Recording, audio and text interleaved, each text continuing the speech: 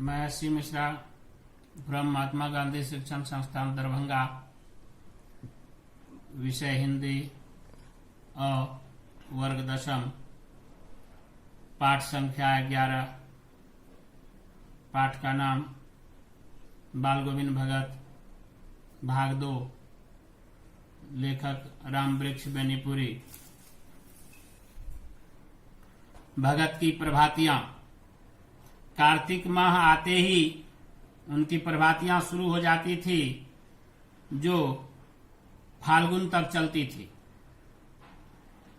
इन सवेरे ही न जाने कब उठकर गांव से 2 मील दूर नदी में स्नान करके लौटते और गांव से बाहर पोखर के ऊंचे भिंडे पर बैठकर खंजड़ी लेकर गाने लगते थे।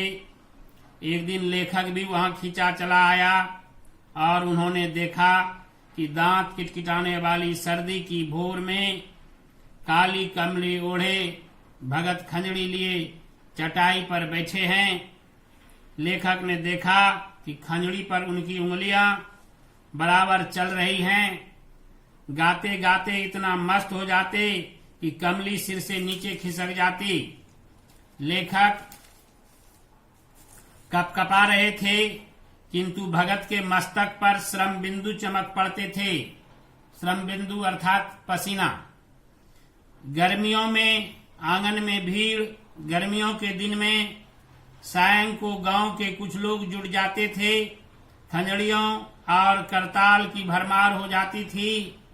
भगत पद गाते और प्रेमी मंडली उसे दोहराती। धीरे धीरे स्वर ऊंचे होने लगता। गाते गाते एक स्थिति ऐसी आती जब भगत खंजड़ी लिए नाच उठते। उनके साथ सबके तन मन नृत्य कर उठते। सारा आंगन नृत्य और संगीत से भर उठता। भगत के बेटे की मृत्यु और लेखक का आश्चर्य। लेखक भगत की साधना को देखकर उस दिन दंग रह गए जब भगत का इकलौता बेटा मरा, जिसे भगत बहुत मानते थे, जिसकी शादी बड़ी साध से कराई थी। साध मतलब कोशिश। वही बेटा मर गया है। बेटे को आंगन में चटाई पर लिटाकर एक सफेद कपड़े से ढक दिया है।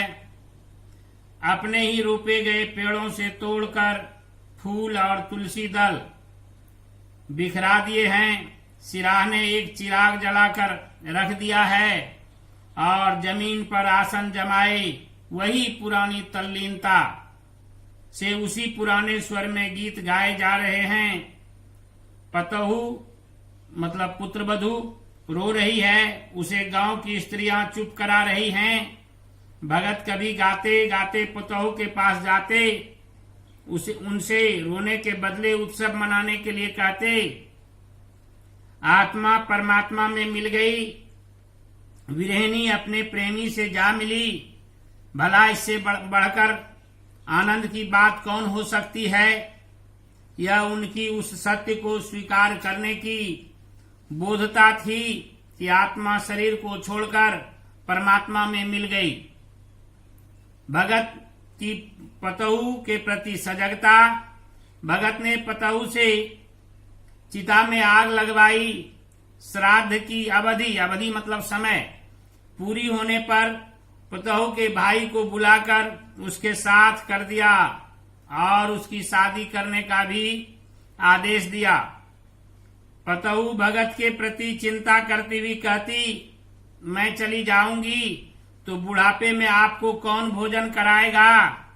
बीमार पड़ने पर पानी कौन देगा। मुझे अपने चरणों से अलग नहीं कीजिए। भगत का निर्णय अटल था। भगत ने पुतहू से कह दिया, तू जा, नहीं तो मैं ही घर को छोड़कर चल दूंगा। इस दलील के आगे पुतहू की कुछ नहीं चली। दलील मीन्स तर्क। बाल गोविंद भगत अब नहीं रहे। भगत हर वर्ष गंगा स्नान करने जाते। पैदल ही जाते। करीब 30 कोस पर गंगा थी। घर से खाकर जाते और लौटकर घर पर ही खाते। रास्ते भर खंजड़ी बजाते जाते, जहां प्यास लगती वहीं पानी पी लेते। आने जाने में 4-5 दिन लगते, किंतु लंबे उपवास में वही मस्ती दिखाई देती। अब बुढ़ापा आ गया था, किंतु टेक वही जवानी वाली थी। इस बार लौटे तो तबीयत कुछ सुस्त थी। खाने पीने की बात भी नहीं सुधरी, थोड़ा बुखार भी आने लगा। फिर भी नियम व्रत नहीं छोड़ा। सुबह शाम गीत गाना, स्नान ध्यान करना, खेती बाड़ी देखना, कुछ नहीं छोड़ा। परंतु धीरे धीरे उनका शरीर कमजोर होने लगा। लोगों ने नहाने धोने से मना किया, आराम करने के लिए कहा, किंतु हंसकर टाल देते थे। उस दिन भी संध्या में गीत गाए, परंतु भोर में लोगों ने गीत नहीं सुना। जाकर देखा तो बाल गोविंद भगत नहीं रहे, सिर्फ उनका पंजर पड़ा था। धन्यवाद।